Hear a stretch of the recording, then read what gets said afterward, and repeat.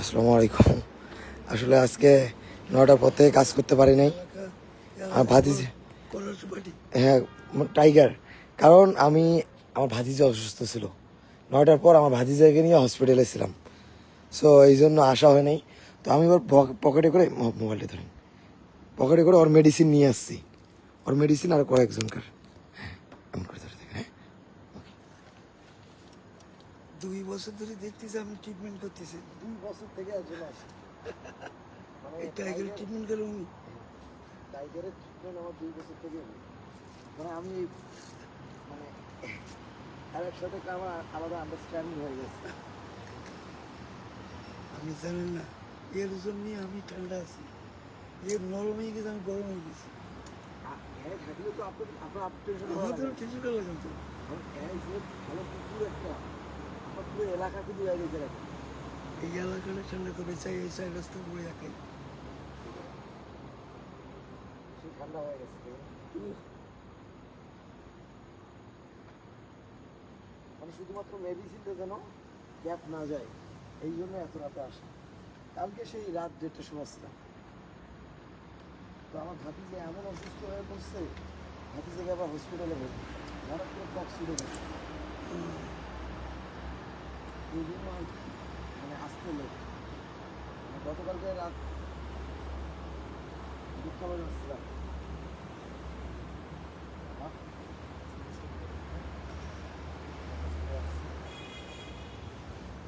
ও আমার কিছু কইতো না।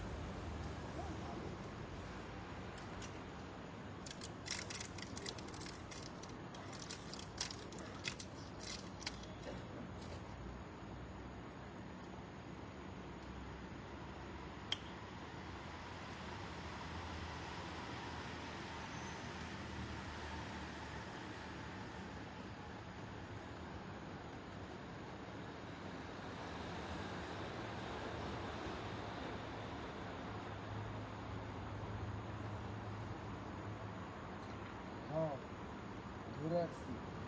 না এখন তুমি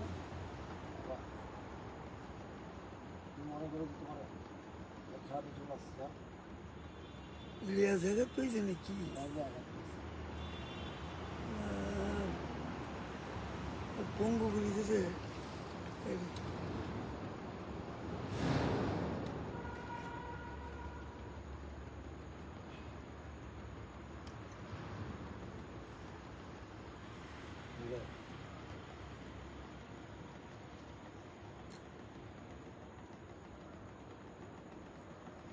না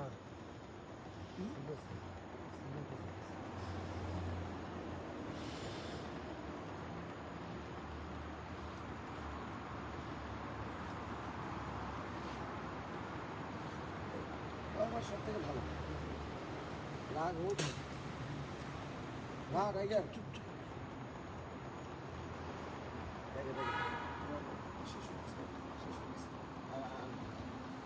থ্যাংক ইউ সো মাচ মামা। আপনি না ডাক দিলে আমি ওনাকে ডাক দিয়ে পারতাম না।